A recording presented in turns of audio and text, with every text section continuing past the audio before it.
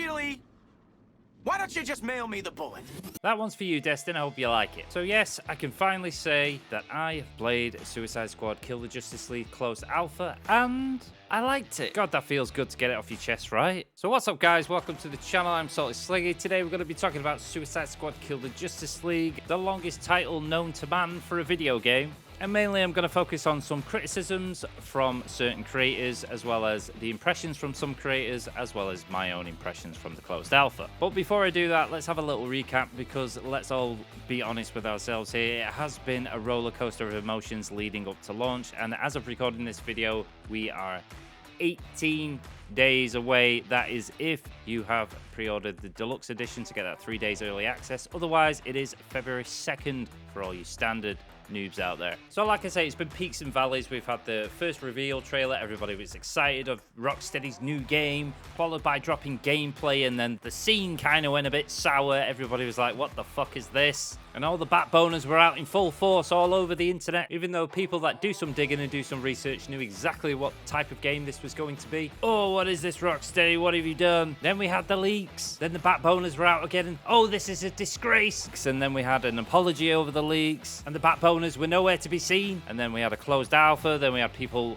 breaking the NDAs of the closed alpha. And even though some people weren't afraid to share their thoughts on the actual alpha themselves, there were a lot of us, just like me, that just kept my mouth shut. And a lot of people's minds were put at rest, and there was a bit more optimism regarding the game. And then we had Insider episode 1 and 2. And then recently, a lot of creators got the opportunity to give us impressions. They went to an event. People like Caboose, Lejeune. It was Lejeune's first event. He was really excited about that. And out of everybody's content that I've watched, I've actually say that Lejeune's video was absolutely amazing. Top class, in depth, focusing on a lot of the systems within the game and mechanics, whereas IGN was like giving a review of the game that he's played before he's even played the entire full fucking game. Other content creators such as Uncaged Games, Comic Storian, Jay Shockblast, Dane Falcon, as well as your journalist sites, GameSpot, Game Informer, IGN, etc. Now, the funny thing about this is that all the journalists kind of didn't like it, whereas all the gamers liked it. And obviously the funniest one was IGN, with Destin from IGN saying that the Flash is too fast, and everybody's just like making a meme out of it.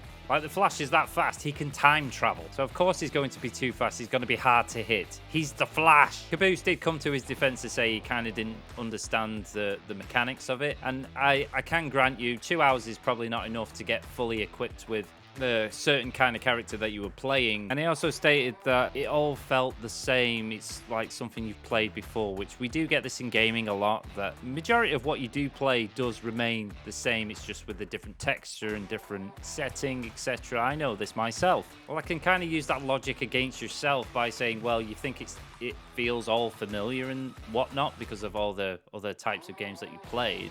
Then wouldn't going back to a Batman Arkham game feel familiar again? You can't pick and choose. And I also feel like we're at this point in the gaming industry now where you've kind of hit a wall. There's only so many buttons on a controller that you can do things for. And personally, I wasn't expecting the template to be revolutionary at any standard. It's just a great setting, great story. It feels Rocksteady from what I played. The banter between the squad is hilarious. At times it even reminds me of Guardians of the Galaxy, with a certain part that people will know about where they're fighting over the injector. The same can be said when they're walking, and then obviously the can gets thrown at them, but that kind of reminds me of the hallway scene of Guardians of the Galaxy #1. Obviously, I don't want to spoil too much for people if they're coming in and it's the first time hearing this kind of thing, but like the Batman Museum, for instance, that was incredible. We had a laugh out loud moment in the museum where like we knew what was going to happen.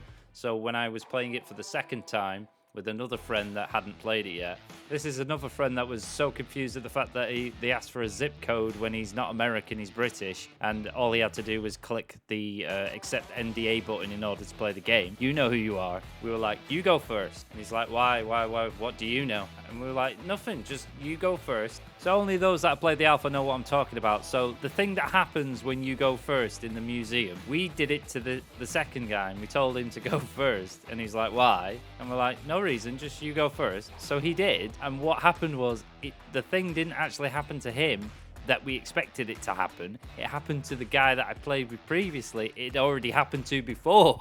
The thing happened to the same guy twice. and it was just so hilarious. We were all laughing about it. So I'm really glad that the NDA got lifted and I get the opportunity to actually tell you about my experience. It was the right time. It was like a Snyder, release the Snyder Cut kind of moment where everybody's like, lift the NDA, let us talk about this game. And everybody's doing it right now all over X/Twitter, how much they enjoyed the game. I thoroughly enjoyed my time with the game. I played with 2 friends on my first playthrough, and then second played with one of the original friends and a new friend. After playing all 4 members of the squad, I would say that Harley is the hardest to master. I think a lot of people on the internet share the same sentiment. She is hard, especially with her traversal. Everybody's traversal does feel different. I played more with Boomerang. I would say that Boomerang is my main. He's fantastic to play as. Shark I didn't play too much with, and Deadshot neither, because I only did that in the tutorial. We all play different characters when we play together, so I wanted to master one character. So I started with Boomerang and only played majority of my time with Harley, and I enjoyed my time with Harley. I've got no problem with the UI. It's not evasive whatsoever to me. It's just coming across as people are trying to nitpick it to death just to do anything to say bad about this game. I didn't find it evasive whatsoever. It's good information, especially in these types of games. Plus, you can customize it yourself if you've got a problem with it, if you don't like the damage numbers, etc. The same goes for the whole weak point debate as well. It's like, weak points have always existed. You've played them before many years. It doesn't matter about weak points. Just grow up. I was really surprised to see the Riddler actually come back. I was like, oh, okay, he's back. So that was a nice surprise, to be honest. The combat feels good. Everything's fluid. No performance problems. The guns feel good. It's treading that fine line of a darker tone because of what's going on, but they're also got that comedic banter between each other. They're always shitting on each other, and that's fun to listen to. And it just oozes fun to me. I like how it's colourful and vibrant, and can fully understand the sentiment of sensory overload, because I did get that while I was playing myself a few times. The way they've implemented the whole point system, so you're all competing with each other to get first place. We had some fun with that. One of my buddies was more of a Deadshot main, but he switched over to Shark, and he just couldn't get to grips with Shark whatsoever, and he was always coming like 3rd or 4th place, and it was really annoying him. I really didn't focus too much on my build, to be honest, because obviously I'm going to wait for full release before I really, dive in. And genuinely, at the end of the test, everybody was disappointed that the test was over. We really wanted to play more. And I also didn't hear any other content creator mention this apart from Lejeune, which was the actual mechanic of you can take your friend's squad member in with you when he's offline, and he will earn gear while he's playing within your squad as an offline character. And as soon as they log back in, they get that gear. That is a surprise mechanic. I wasn't expecting any kind of mechanic of that nature to be actually in the game, and I think it's a really good addition that should be spoke about a bit more. Another point I'd like to bring up is another fellow content creator by the name of VG Fight School brought up this very important point of when he was overlooking Destin's preview impressions of Suicide Squad Kill the Justice League. He compared the game to another game that was not in the same genre, i.e. Arkham Knight. Now, considering his profession, I find it a bit disingenuous that he's using the previous title from the same studio, even though the same studio is making a different type of game, instead of comparing it to the likes of, say, Destiny, Outriders, Division, insert looter shooter here. So I think that's a very important point that VG Fight School actually made regarding the IGN impressions video, and is in no way a fair comparison to judge the two based on the fact that you played Batman Arkham before. And I also did a little bit of digging to find out who these 3 playtesters were that I didn't know, these content creators, which are Triple G, Abrax, and Jarv. Now, Triple G focused a lot on Borderlands, so I've heard a lot of comparisons to Borderlands. I saw some of his content as Borderlands and Tiny Tina's Wonderland. Abrax did Division 1 and 2 content, and Jarv did Destiny 2 content, so that's telling you the ballpark of what kind of game this is. And I think it's safe to say that everybody knows what type of game this is after 3 years of watching it. Some are not happy with it, obviously. Now, unfortunately, if that's the case, you'll probably get a great story, but you won't enjoy the gameplay because you're too super focused on Batman for some reason. I just don't understand why you can't let it go.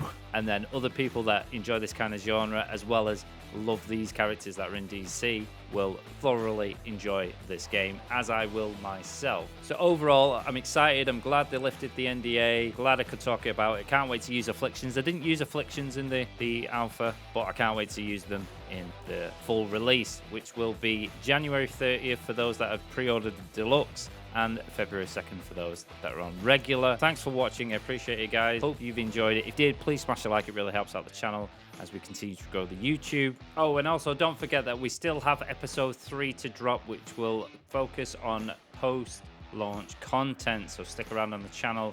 I'll be covering that when they drop that. It should be next week.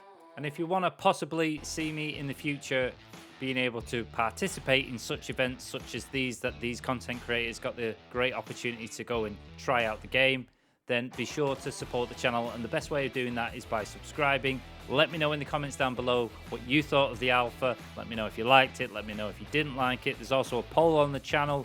Go check that out. Tell me if you pre-ordered the game, whether you're going to wait for a sale, if you're still on the fence, or you're not even touching the game. It's up to you. It's your money. It's your life.